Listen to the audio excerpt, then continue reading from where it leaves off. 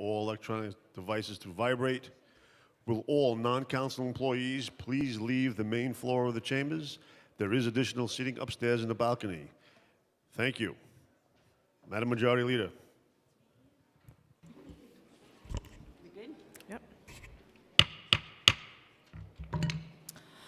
Good afternoon and welcome to the stated meeting of November 28th, 2018. I am Majority Leader Lori Cumbo. Please rise for the Pledge of Allegiance. I pledge allegiance to the flag of the United States of America and to the republic for which it stands, one nation, under God, indivisible, with liberty and justice for all. Roll call. Adams. Present.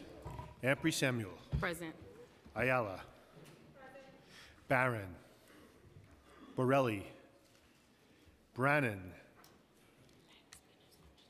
Cabrera. Here. Chin. Here. Cohen. Constantinides. Cornegie. Deutsch. Here. Diaz. Presente. Drum. Present. Espinal. Eugene. Gibson. Jonai.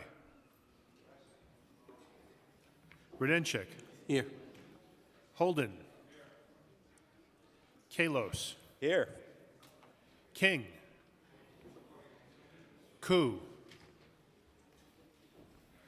Kozlowitz. Here. Lanceman. Lander. Barron.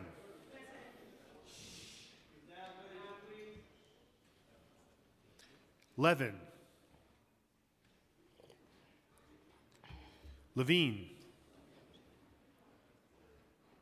Mizell. Menchaca. Presente. Miller. Here. Moya. Perkins. Powers. Here. Reynoso. Richards. Rivera. Present. Rodriguez. Rose.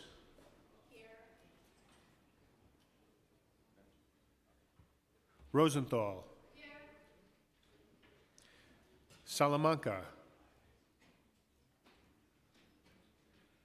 Torres. Traeger. Here. Ulrich. Vallone. Van Bramer. Lander.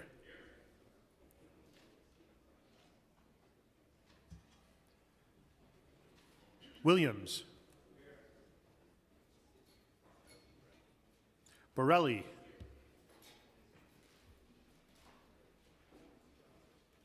Yeager. Here.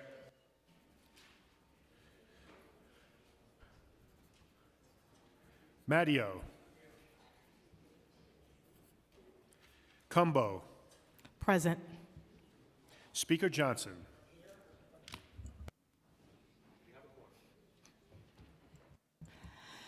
Thank you for that. We will now have today's invocation, which will be delivered by Reverend Dr. Robert Waterman of Antioch Baptist Church, located at 826 Green Avenue in Brooklyn. All rise.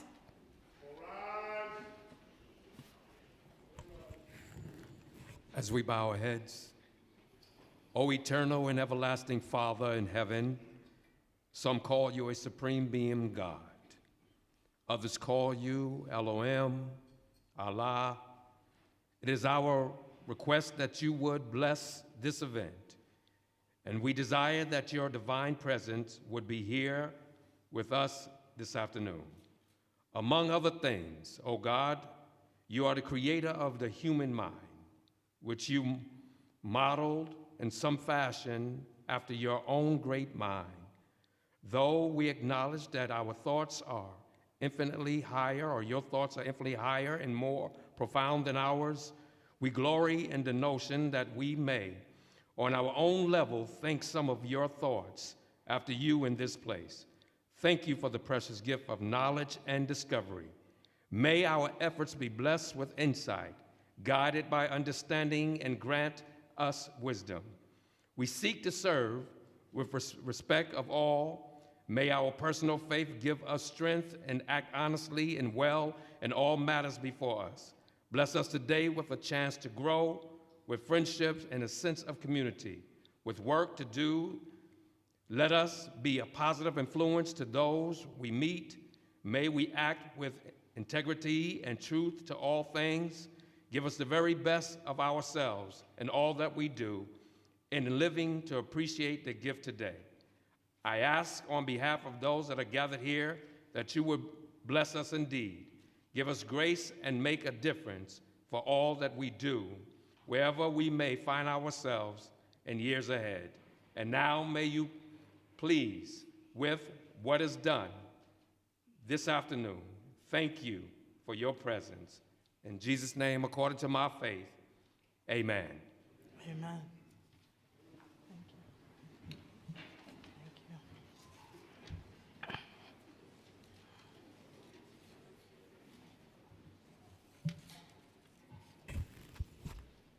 We are so pleased to have Dr. Reverend Robert Waterman, who is a graduate from Drew University, where he obtained his doctorate degree from New York Theological Seminary, Master of Divinity, bachelor degree from Hunter College, political science degree, and associate's degree from Hostos Community College of the City of New York. He is a lifetime member of the NAACP and Kappa Alpha Psi fraternity. Dr. Robert Waterman has served as assistant to the Vice President and Dean of Student Affairs here at Medgar Evers College in my district, and conduct officer for 3 years. He has served in the Department of Education for 6 years in District 16. He pastors Antioch Baptist Church, located in the Bedford-Stuyvesant area, for 17 years, which is headed by Councilmember Robert Cornegy. He worked in the engineering field for over 20 years before going into education. Dr. Waterman is actively engaged in the fight against issues such as HIV and AIDS, poor education, poverty, lack of jobs, and limited health care. He serves as the president of the AACEO, African American Clergy and Elected Officials Organization of Brooklyn, for the last 8 years. And I just want to say that we are so very proud to have you here, as we in the New York City Council have kicked off World AIDS Day here early, which will begin on December 1st. And we want to thank you, Reverend Waterman, for your leadership in keeping this critical issue in the forefront and recognizing that the epidemic is not over, particularly as it is continuing to ravish African American and Latino communities, and more specifically, African American women. And we are pleased today to also have within our midst several individuals from the clergy as part of the City Council's faith-based initiative that utilizes our faith-based initiatives to provide support and help for those in need who are impacted by HIV and AIDS in our community. I want to recognize we have Reverend Cheryl Anthony, Reverend Gwen Dingle, Bishop Stacy Latimer, Reverend Alonzo Jordan, Bishop Ishmael Claudio, as well as Dee Bailey of Watchful Eye, as well as Jessica Bailey. So we are pleased to have you here as we continue to raise our voice surrounding issues of HIV and AIDS throughout the city of New York. It is my honor and it is my pleasure to spread today's invocation, and we thank you so much for your leadership and for being a voice, and not just a voice, but a powerful voice, a meaningful voice, and a passionate voice throughout New York City. Thank you for recognizing this epidemic in the city of New York. Thank you. Thank you. Madam Majority Leader? Yes, Speaker Corey Johnson. I also want to thank. Quiet in the If chambers. folks could please take a seat. I really want to thank the Reverend Dr. Waterman for being here today. You said it, Madam Majority Leader, but I think it's important to say, to have someone of his prominence that has shown his level of leadership, not just in the borough of Brooklyn, but throughout the entire city on many issues, but it is special and important to have him here in advance of World AIDS Day. The leadership that he has shown on this issue, not just this year, last year, but for many years. The leadership that he has shown as a member of the clergy, how he has been vocal and how he has been open in talking about the need to have this conversation within congregations across our city is important. And that leadership has saved lives. That leadership has made it so people have not gotten infected because of the ability to have that conversation in an open and honest way. I stood with him and Dee Bailey when Watchful Eye and the organization that he leads of clergy members had an event earlier this year celebrating that special week. And I just am sincerely grateful for the work that he has done on this issue, especially as an openly HIV positive man. So I know you already, of course, Madam Majority Leader, made a motion to spread the invocation full and upon the record. I second that motion, and I want to thank the Reverend and Dr. Waterman for being here today. Thank you so much, Speaker Johnson. We will now have the adoption of minutes by Council Member Vallone. Thank you, Madam Majority Leader. Good afternoon, colleagues. I make a motion that the minutes of the stated meeting of October 7, 2018 be adopted and printed. Thank you. Thank you so much. And now we will have messages and papers from the mayor. Pre-considered M117, submitting Margaret Garnett for appointment to the Department of Investigation. Rules, privileges, and elections. Communication from city, county, and borough offices. None. Petitions and communications. None. Land use call-ups. None. Thank you. We will now have communication from the speaker. Good afternoon. It's good to see you up there, Madam Majority Leader. Good to be seen. Thank you all for being here this Wednesday. I hope everyone had a beautiful Thanksgiving with their family and friends and loved ones. We have a busy agenda ahead of us today. Before we begin, it's sad to do this every stated meeting. I want to remember some of those that we've lost since the last stated meeting. And first, I want to remember 4 9/11 first responders who have died in the last few weeks from illnesses related to their service down at Ground Zero. I can say this every time. We can't thank these heroes enough for their sacrifice. And I want to take this time to extend my deepest condolences to the families of firefighters Philip Catroci and Anthony Palazzola, as well as EMTs Joy Rodriguez and Martha Stewart. These 4 heroes have passed from 9/11 related diseases in the last 2 weeks, just before the holidays, in service of what they did for our city. I also want to extend my condolences to the family of Roy Kim, another yellow cab driver who took his own life in desperation. Mr. Kim is the 8th driver to take his life this year. This is a serious problem, and the council is committed to helping drivers deal with changes in the industry so that they can make ends meet and support themselves and their families. Finally, before we give a moment of silence for these heroes, I want to take a moment to recognize World AIDS Day, which is coming up this Saturday. Since the start of the AIDS crisis, more than 675,000 Americans have died from AIDS. 675,000 individuals. That is bigger than the population of Wyoming or Vermont. These individuals are brothers and sisters, sons, mothers, children, friends, coworkers, neighbors. It is such a loss, and it is hard to actually wrap your head around a loss that significant. Having lived with HIV for the last 14 years, I know the fear, the anxiety, and the stress that living with this disease can bring. But when I was diagnosed, there were options for treatment that many people did not have before me.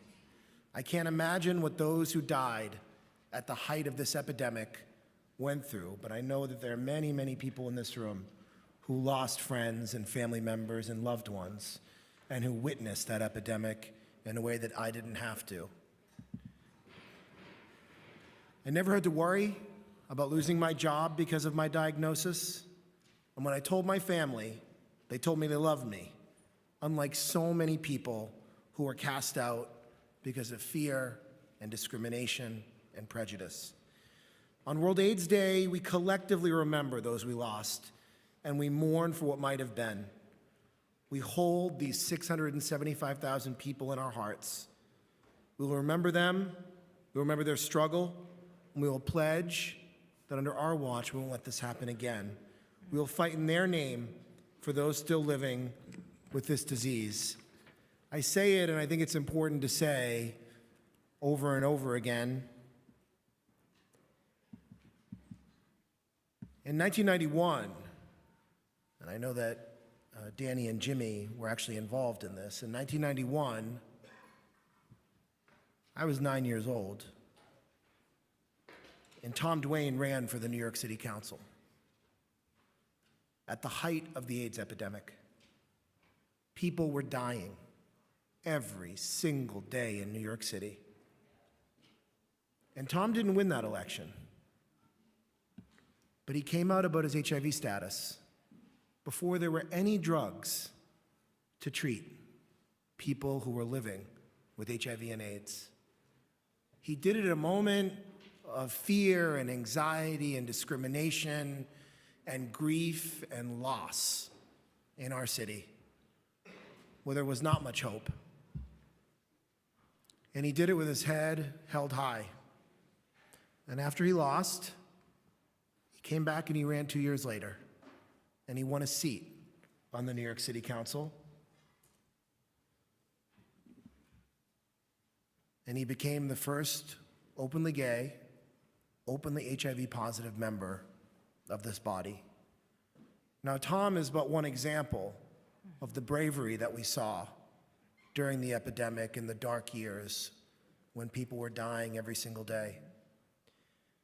But I would not be standing here today. I would not even be in this body, never mind being speaker, if it were not for people like Tom Duane and Larry Kramer and Ann Northrup and Sylvia Rivera and Audre Lorde and Michael Cowan and Marsha P. Johnson, and the list goes on. The men and women, the activists who put their lives and body on the line, who blocked traffic on the Brooklyn Bridge, who shut down the New York Stock Exchange to get access to life-saving drugs for their friends and family members who were dying and for themselves when they thought they were going to die. Yesterday, I visited Hart Island, north of Rikers Island, where the East River and Long Island Sound meet. And on the very southern tip of Hart Island is an area marked by white headstones where tens of thousands of individuals in the 1980s and 1990s were buried in mass graves because many individuals, many businesses in this city would not provide funerals for people who died of HIV and AIDS. And their family members, many of them, did not want to claim their bodies.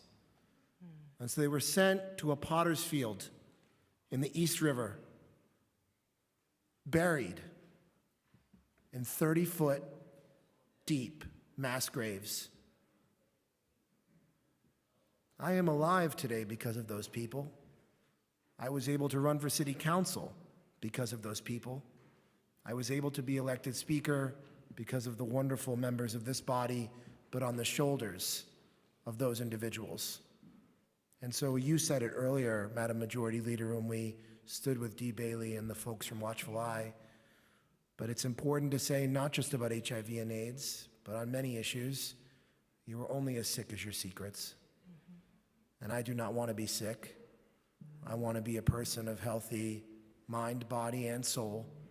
And so I stand here today to honor the lives of the people who came before me and us, who blazed the trail and the path for me to be able to run for city council. I do this work in their name, with their honor, and I do it remembering that there are still people in New York City that are suffering. This disease is no longer a disease, by and large, of sexual orientation. It's a disease of poverty, and it's a disease that is centered in communities of color across New York City. This council has come up in the last 5 years with $6.9 million to end the epidemic. And 2 years ago, our health department recorded the lowest level of new infections ever recorded in the history of the epidemic. So I stand here today proud of this body. I stand here today and I want to thank all of you, each and every one of you, for your leadership and the work that you do for wearing this red ribbon, not just as a mere gesture, but to really remember the lives of those that have been lost. I am exceedingly grateful to have benefited from their leadership, from their activism, and from their advocacy. Lastly, I want to recognize and say I know a lot of people here are grieving over the loss of our colleague, State Senator Jose Peralta, who died unexpectedly just before Thanksgiving with a wife and 2 sons, someone who was a history maker, being the first Dominican elected to the New York State Assembly and then to the Senate. And I am so sorry for his sudden passing, and we hold his family and his loved ones in our hearts during this holiday season. He is a man who stood up for immigrants, who stood with the LGBT community, and who loved the neighborhoods that elected him and the city that he served so ably. And so with that, I'd ask for everyone to please rise and take a moment of silence for all of those that we've lost this year and in years past.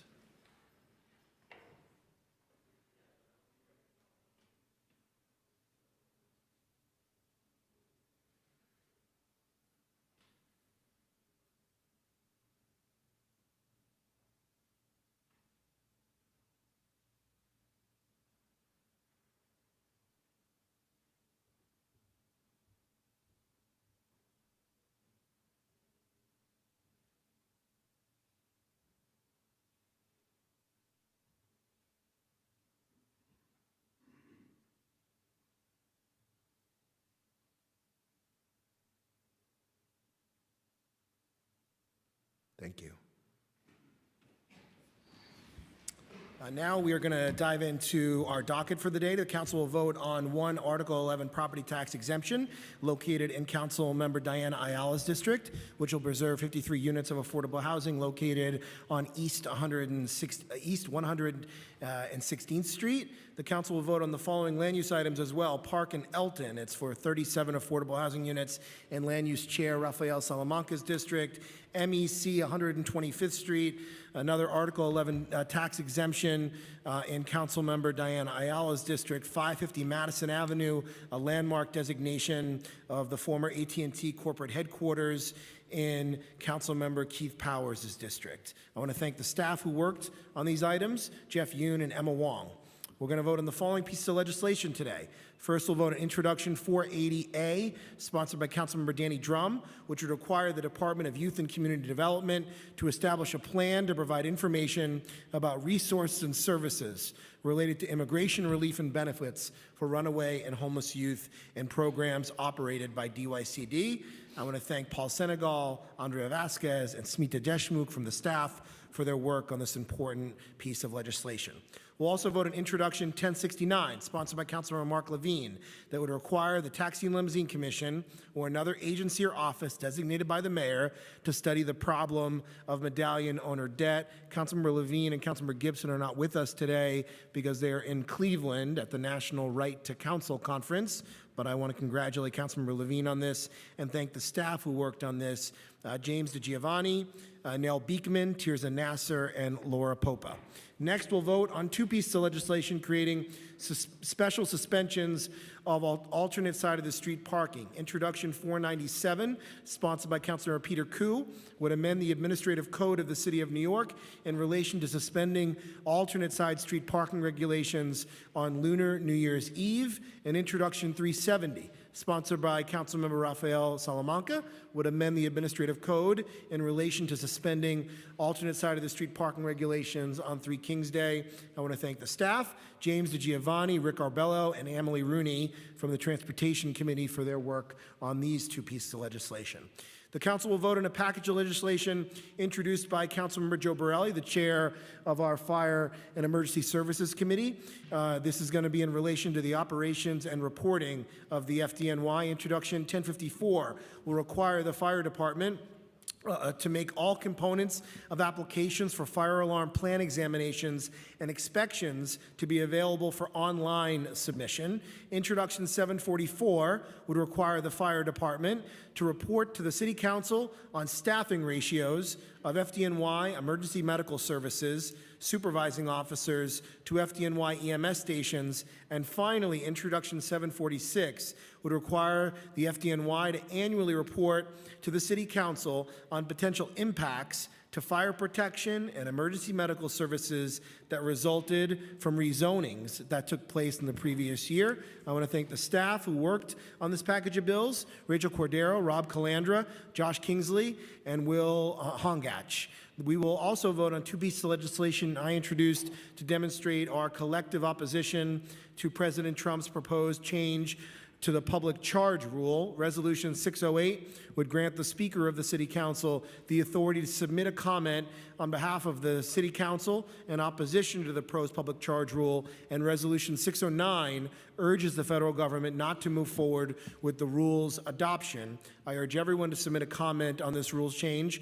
We are a city of nation and of immigrants, and I truly believe that this proposal is unfair to our immigrant friends and neighbors. We have until December 10th to have our voices heard, and I hope that as many people as possible will let the Trump administration know how much harm this would do. I want to thank the chair of our Immigration Committee, Carlos Menchaca, who held a hearing on this and who has done an incredible job bringing this issue to light, talking to communities all across the city, and being one of the foremost activists, allies, and advocates for immigrants, not just in the city, but across the country. Carlos has been phenomenal, so I want to thank him for his leadership, and I also want to thank the staff who worked on this, Rob Newman, Laura Popa, Andrea Vasquez, Brian Crow, Harbani Ahuja, Tanya Cyrus, and Elizabeth Kronk. Finally, the council will vote on a package of legislation aimed at protecting the voting rights of the formerly incarcerated.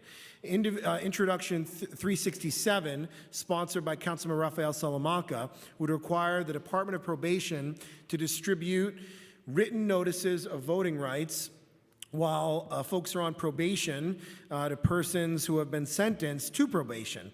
Introduction 514A, sponsored by Councilman Roy Lansman, would require the Department of Corrections to provide written notice regarding the voting rights of formerly incarcerated individuals in the state of New York upon release, along with voter registration forms. And finally, Introduction 1115A, sponsored by Councilman Fernando Cabrera, would require the Voter Assistance Advisory Committee to develop and distribute guidance for agencies covered by agency-based voter registration laws on the voting rights of formerly incarcerated individuals. Such covered agencies would be required when feasible and when requested by an applicant currently on parole to check publicly available information to inform that applicant if a restoration of their right to vote has been granted. I want to thank the staff who worked on this package of bills, Rachel Cordero, Brian Crow, Alana Sivan, Brad Reed, Keshorn Denny, and Elizabeth Kronk.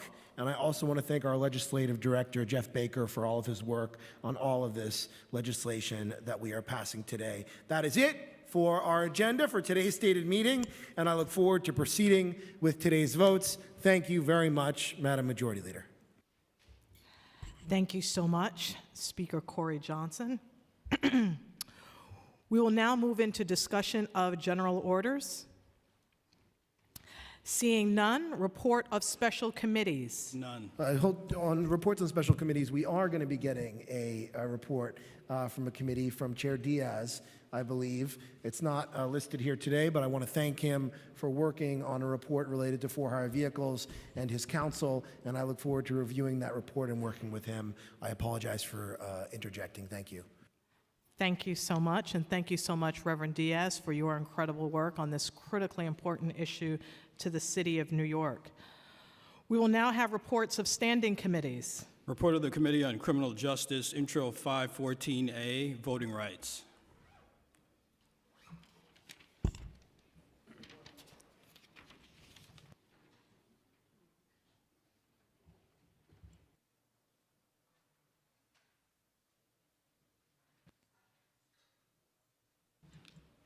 Mr. Clerk, I was remiss earlier when the majority leader asked about messages and papers from the mayor, and you read preconsidered M117, which was the submission of the name of Margaret Garnett to be the Commissioner of the Department of Investigations.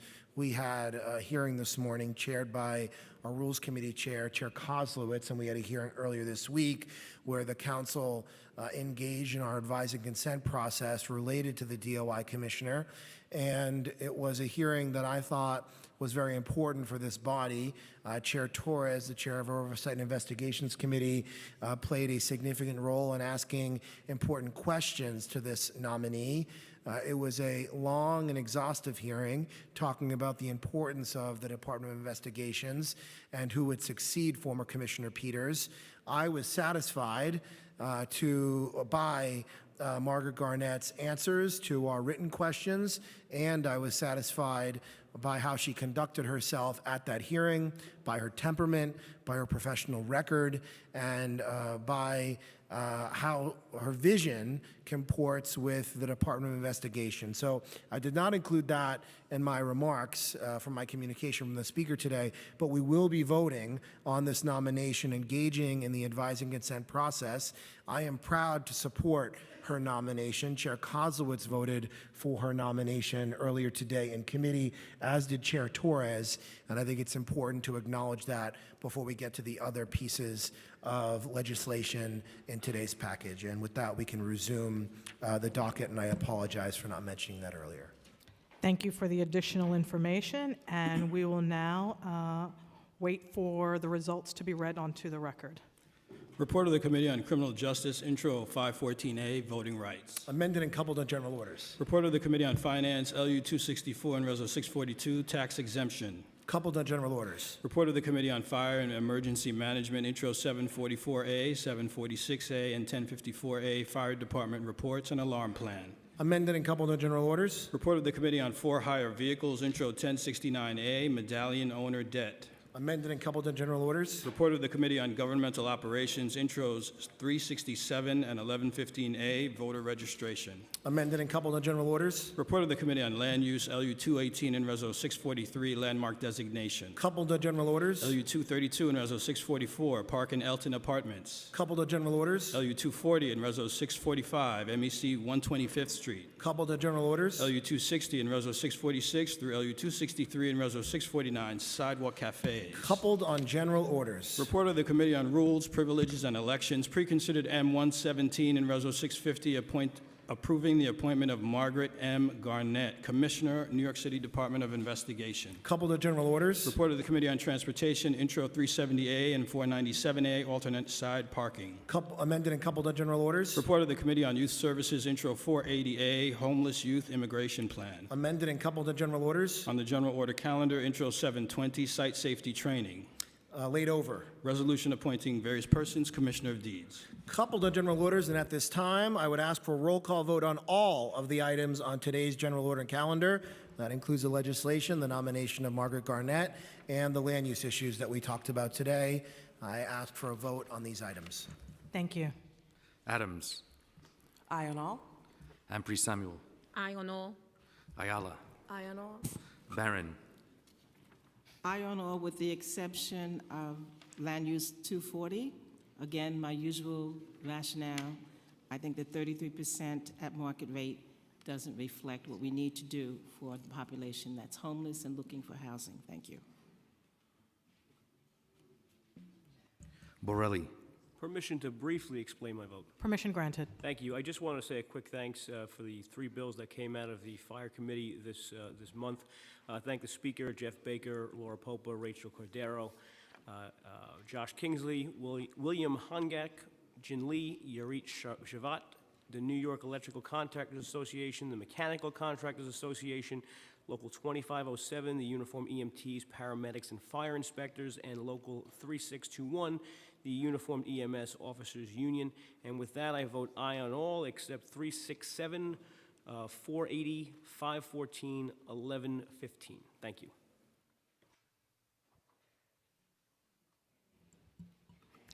Brennan. Aye on all. Cabrera. Permission to explain my vote. Permission granted. Thank you. We need to ensure that no eligible voter is disfranchised of their voting rights because of misinformation. A justice-involved person only loses the right to vote when convicted of a felony. Anyone convicted of a misdemeanor or is charged with a felony but still waiting trial still has the right to vote, and people on probation can also still vote. Intro 115A addresses the matter by requiring that staff of agencies covered by the agency-based voter registration law receive guidance on the voting rights of formerly incarcerated persons to be developed by the Voter Assistance Advisory Committee. Intro 115A also requires these agencies to check if a formerly incarcerated person is eligible to register to vote if requested.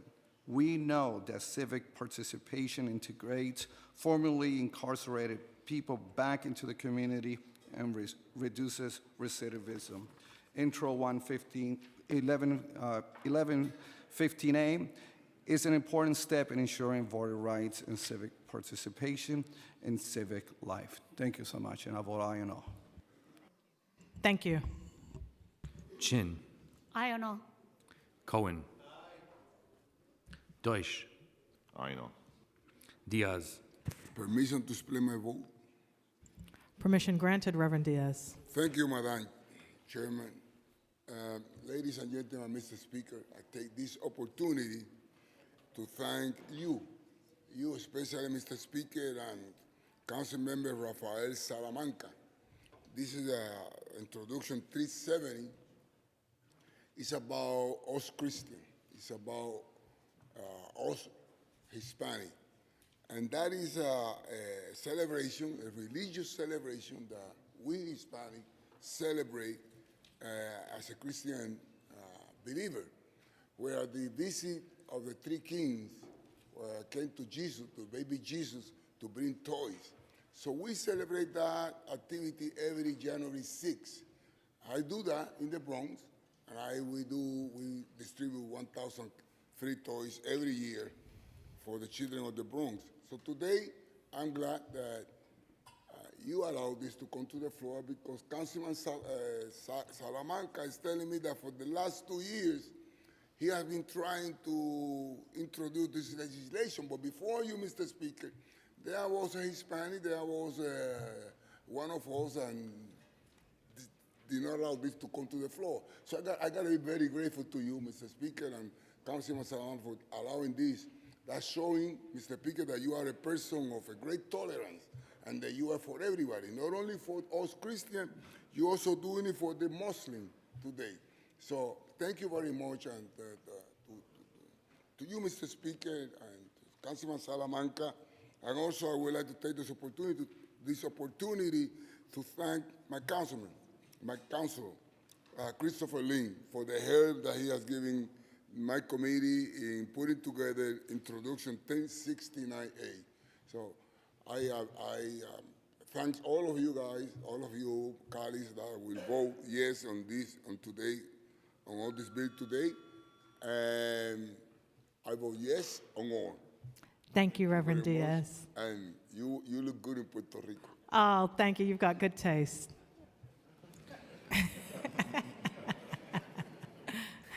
Barron. Correction, it's not a no vote on LU 240, but an abstention. Thank you. Thank you. Drum. Aye. Espinal. Eugene. I request permission to explain my vote. Permission granted. Thank you very much. I would like to commend Councilmember Drum for being the prime sponsor of Intro 480, and also the chair of the Youth Services Committee, Councilmember Rose, and the chair of the Immigration Committee, Councilmember Manchaka, and all the co-sponsors. As we all know of Intro 480, as we all know, the young people, it is absolutely essential that the young people receive or are provided an environment that enables them to learn, grow, and achieve to the fullest level of their abilities. As a city, we can rightfully claim that we stand strong in our commitment to our youth and the many immigrants from every corner of the globe who proudly claim this city as their home. I strongly believe that Intro 480 is well-conceived legislation that will provide greater resources and protection to immigrant and homeless runaway youth. With that, I vote yes and aye and all. Jonai. Aye and all. Thank you. Gordenchik. Aye. Holden. Aye and all. Kalos. Aye and all. Kozlowitz. May I be excused to explain my vote? Certainly. I echo the comments of our speaker. I was very impressed with Ms. Garnett's testimony. She was asked many, many questions, and she answered them so professionally and so great. So I vote aye on her, Ms. Garnett, and aye on all others. Thank you. Lanceman. Lander. Levin. Permission to explain my vote. Permission granted. Thank you, Madam Majority Leader. I just want to, I vote aye on all, and I want to thank the Speaker and my colleague, Councilmember Carlos Menchaca, Chair of the Immigration Committee, and Councilmember Mark Levine, Chair of the Health Committee, on calling attention and getting this council on the record against the public charge proposed rule that's put forward by the Trump administration that could have absolutely devastating effects. And just to put into some kind of context here, this could potentially cost the state of New York 25,000 jobs. So when we talk about everything around Amazon, that would be the impact if this rule went into effect, costing New York State 25,000 jobs because of the loss of benefits to everyday New Yorkers and the ripple effect that that would have. And just to further clarify what this would do, this means, if this were to go into effect, that if you were seeking a green card from seeking permanent status in our country, you would not be able to receive Medicaid, you would not be able to receive Medicare, you would not be able to receive SNAP benefits, all these benefits that people rely on in our country just to be able to meet their basic health care needs and food needs. This administration so cruelly, and from a very dark and mean place, is putting forward this rule to try to force people to decide or choose of whether they want to be here permanently in the United States or care for their families and have decent health care. And that is absolutely shameful. Everybody of good conscience in our country should stand up against this and say this is not in our name. We will not stand for this, and we'll fight against it every step of the way. And so I want to thank, again, Carlos Menchaca, our Chair of Immigration, and the Speaker for championing these resolutions, and I proudly vote aye on all. Thank you. Thank you. Mizell. Menchaca. Permission to explain my vote? Permission granted. Thank you, Madam Majority Leader. And I want to pick up where my colleague and co-chair of the public hearing that he mentioned, Councilmember Steve Levin, that this is the opportunity that we are taking here today by supporting not just the resolutions, but your own individual comment. There are more than 83,000 comments already submitted to the Federal Register. We want to get it to 100,000. So please, all of you, we'll be following up to make sure that we get affirmative response from all of you that you're going to be representing the voice. This is a cruel, draconian move by this administration. It is not the first when we think about our immigrants and the people who we represent, the folks who are entitled to the services that this city is providing, because we are providing services for every single New Yorker, no matter your gender, sexual orientation, or immigration status. I do want to say that this is just yet another move by this administration that is whitening America. This is a white supremacist move, and we got to call it out for what it is. Everything that has happened between the things that have been shut down by the court, this proposed public rule change, and the tear gas and military actions on the border are all connected to this one premise, and we will not stand for that.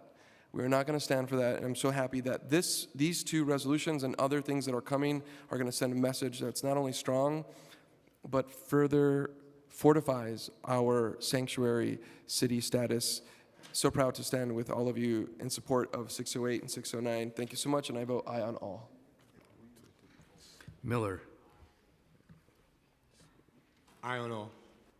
I just want to make an announcement that we, in order to maintain quorum, we cannot have any additional members asked to be excused. So I just want to make that announcement, and we're going to try to keep this meeting on a time basis as best as we can. Thank you. Moya. Aye on all. Powers. Permission to explain my vote? Permission granted. I just wanted to echo what others had said about the new the nominee for DOI, Margaret Garnett. I was at the hearing. I thought she's a fantastic choice and represents the right blend of know-how and independence, and I think will be a appropriate and a strong replacement. I think that many of us heard her answers and felt very comfortable with the answers she gave in addition to the resume she has. So I applaud both the nomination that came from the mayor and us moving her forward as well. And I also wanted to just say a thank you and a congratulations to my colleagues who have the bills on voting rights today, because we had a hearing and I thought that they were important ways to make sure that even city materials are not appropriately allowing people to know what their rights are when you are on probation or when you leave the city jail system. I think it's a good way to make sure people know what their rights are and the public understands what their rights are as well. So with that, I vote aye on all. Thanks. Thank you.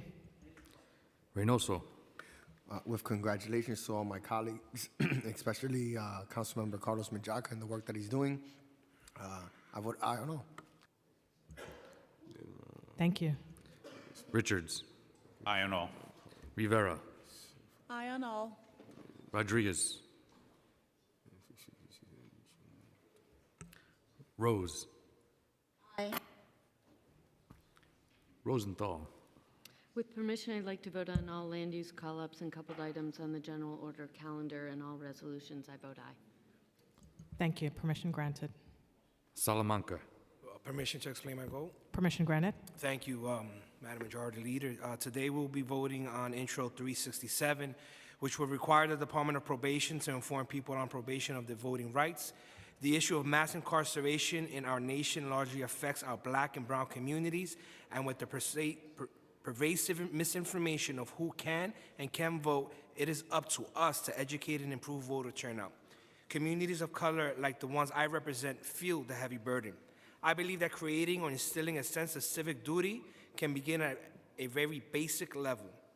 Integrating back into a community can begin with feeling like you have a voice, and in this case, casting a vote can be that voice. And we should be encouraging participation in government. We've made great strides in increasing voter turnout, and we should keep up this momentum. And with that, I vote aye on all. Thank you. Thank you. Torres. Permission to explain my vote? Permission granted. I just want to, I am excited by the confirmation of Margaret Garnett. I'm confident that she's going to be every bit as independent as she is qualified. And it's important to note that the nomination of a first-class nominee did not happen in a vacuum. I think it's a testament to the power of checks and balances and the advise and consent role that the City Council plays, and the Speaker's insistence that the DOI Commissioner has to be fully independent of both the Council and City Hall and the Mayor's office. And so it's a real tribute to the leadership of the Speaker, and I want to thank the Speaker for being as vigilant as he has been in defending the integrity and independence of DOI. With that said, I proudly vote aye. Thank you. Traeger. Aye. Vallone. Aye on all. Van Bramer. Aye on all. Williams. Excuse my vote. Permission granted. Thank you so much. Also, please excuse my voice. Voting aye on all with the exception of Land Use 240 and accompanying reso. And congratulations to all my colleagues. I also want to speak on Margaret Garnett for DOI Commissioner attending the hearing. Obviously, there's no question she had an impeccable resume, and I'm proud to support her. But I do want to talk about the way in which she came to be as one of the sole members of the former committee abstaining on Mark Peters' previous appointment. My concern with him was the close relationship to Bill de Blasio. Thankfully, he did put forward reports that were pointing out issues of the administration, but perhaps their relationship made it even more difficult for the mayor to accept what was being done. The McGovern report was very concerning. The actions that occurred there, we should all be very concerned about, but it's hard to take what the McGovern report said and then not accept the remedies that were put forth. And Mark Peters did accept those remedies.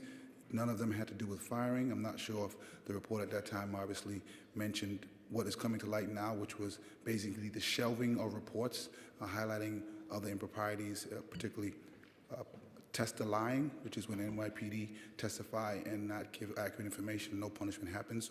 Hopefully that report will come out soon. All those things together obviously are concerns, and my hope is moving forward, particularly with the Charter Commission, there's a look at not only this body being a part of approving a DOI commissioner, but also being a part of firing a DOI commissioner. I don't think that is something that should be left up to the mayor administration, especially if they're being investigated. But with that, congratulations to the new DOI commissioner, and I hope she continues the good work that was being done, and I hope the first report that comes out is that tester line report. And with that, I vote aye on all the rest. Thank you. Thank you. Yeager. Madam President, may I be excused to explain my vote? Permission granted. Thank you. I vote aye on all. I echo Mr. Speaker's remarks and my colleagues' remarks about the appointment of Ms. Garnett as the next Commissioner of DOI. I think anybody, as Chair Torres indicated, anybody who attended the hearing, and again, as Councilman Williams said, saw somebody who has remarkable intellect, remarkable poise, skill, honor. Frankly, when I first saw the resume, she also had the resume, a dream resume of any first-year law student, an incredible, accomplished career.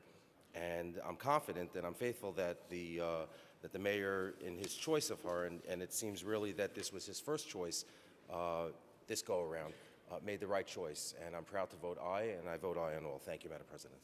Thank you.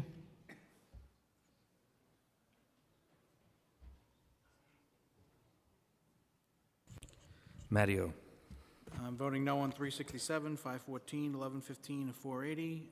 With congrats to my colleague Joe Borelli on the passage of these three bills out of his committee. I vote aye on the rest. Thank you.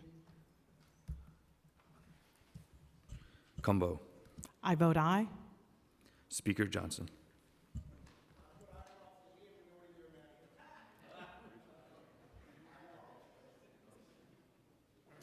We'll now wait for the tally of the vote.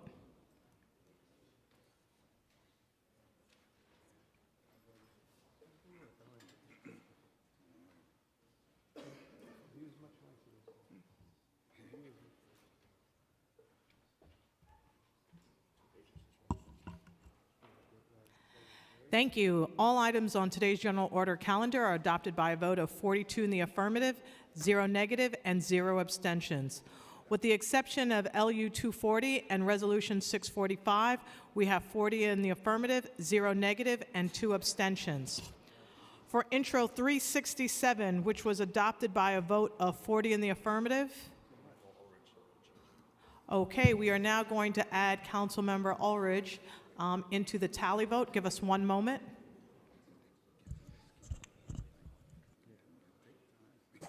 Only for Councilmember I'm Ulrich. consulting my leader. 1 second, please. If you listen to him, you're voting no on all.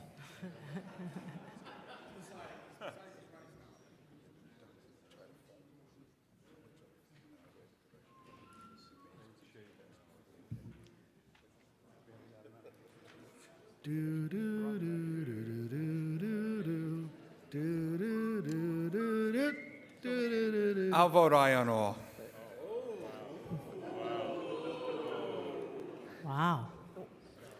Hurry up and give the tally before he changes his mind.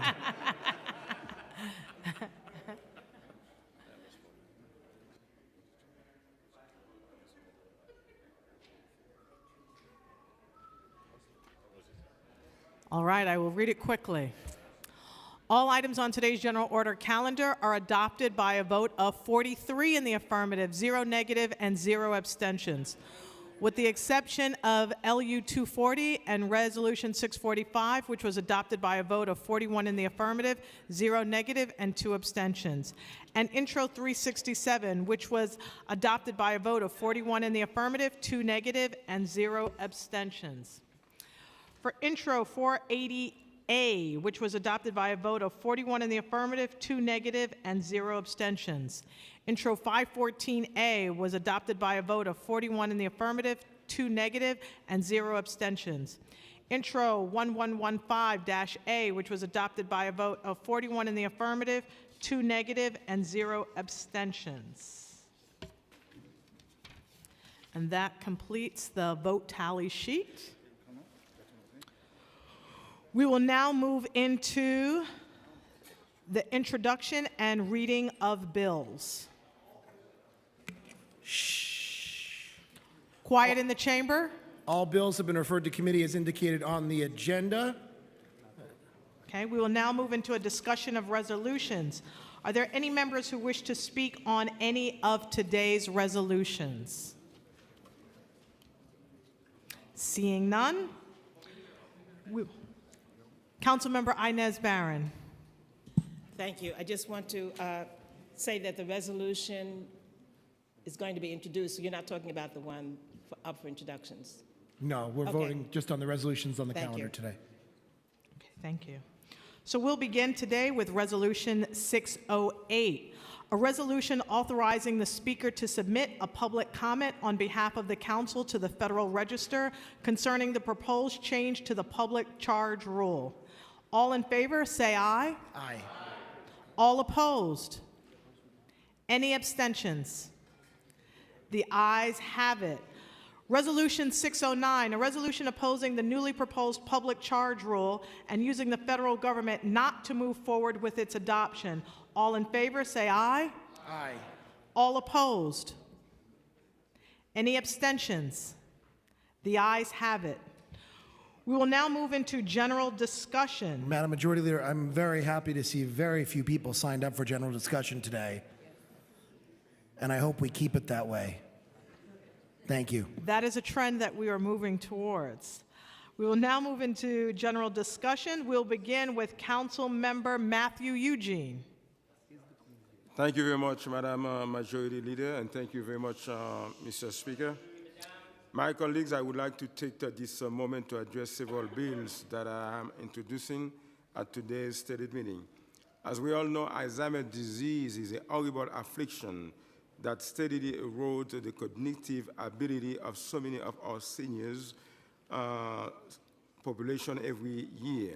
In fact, this pathology is the most common cause of disease among older adults, and it is estimated that more than 5.5 million Americans have Alzheimer's, and it is the 6th leading cause of death in the country.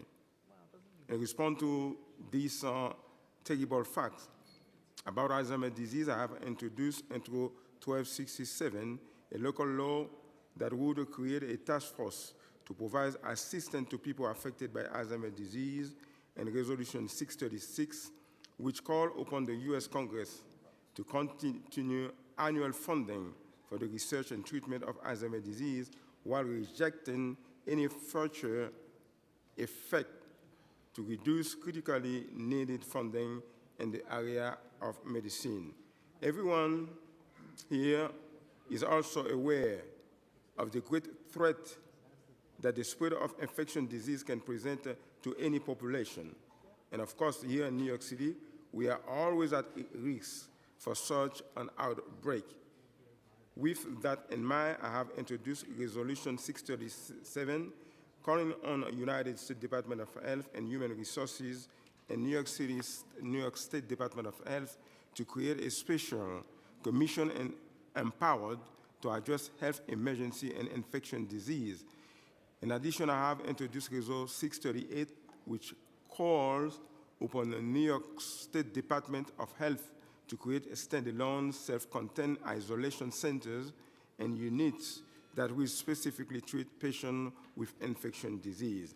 And I would like to ask my colleagues to support those legislation. Thank you very much, Madam Majority Leader.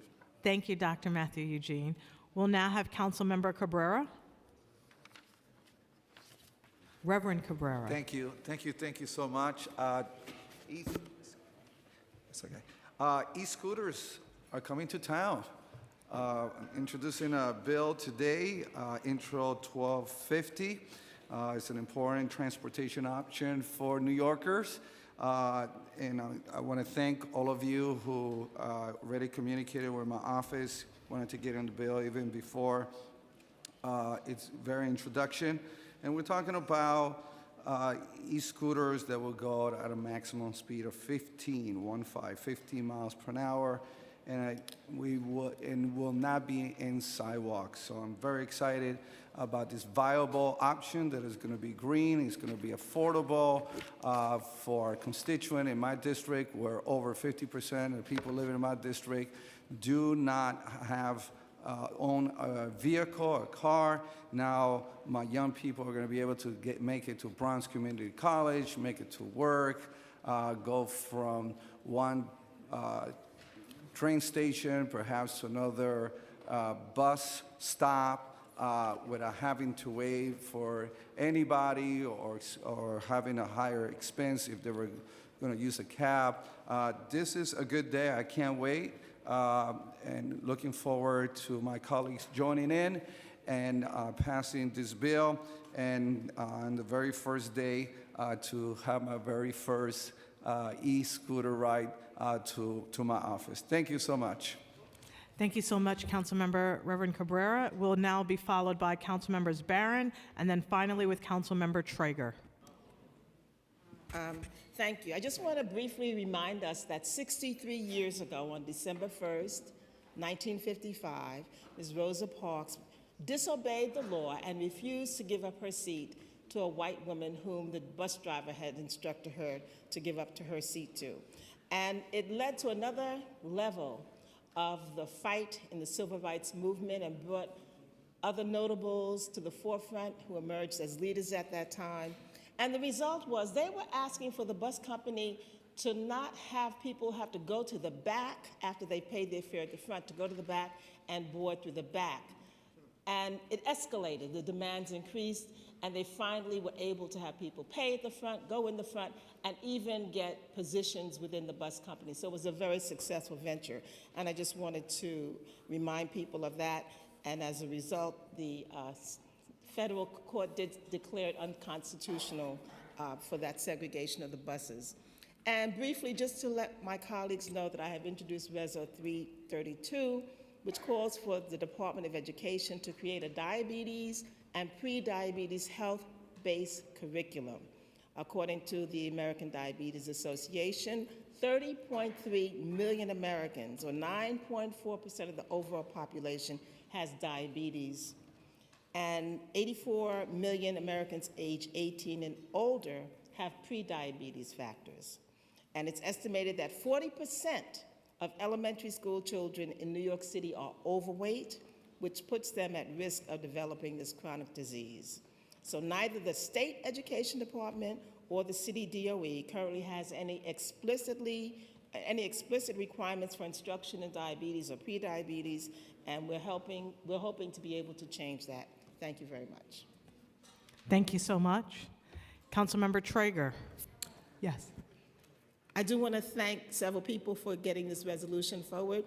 Speaker Corey Johnson, Deputy Counsel Kelly Taylor, Deputy Director Andrea Vasquez, Legislative Policy Analyst Jan Atwell, Chief of Staff Joy Simmons, and my Legislative Director Indigo Washington. Thank you. Thank you. Councilmember Traeger. Thank you, Majority Leader. Today I'm introducing Intro 1282, which would require the Voter Assistance Advisory Committee, which is housed under the Campaign Finance Board, to provide interpreters at poll sites in the designated citywide languages where appropriate. Our city must fight back against voter suppression. We must do everything possible to make voting easier and more accessible. Almost 40% of New Yorkers are born outside of the U.S. It's crucial that our city recognizes this diversity and make sure that all New Yorkers are able to vote. Other cities readily provide language access programs. Why can't the BOE? New York City only provides interpreters in a few languages at poll sites: Korean, Spanish, Chinese, and Bengali. My bill will add interpreters in New York City's other most spoken languages, which currently are Arabic, and I want to recognize my colleague, Councilmember Justin Brennan, who's also very much on this issue of adding Arabic interpreters.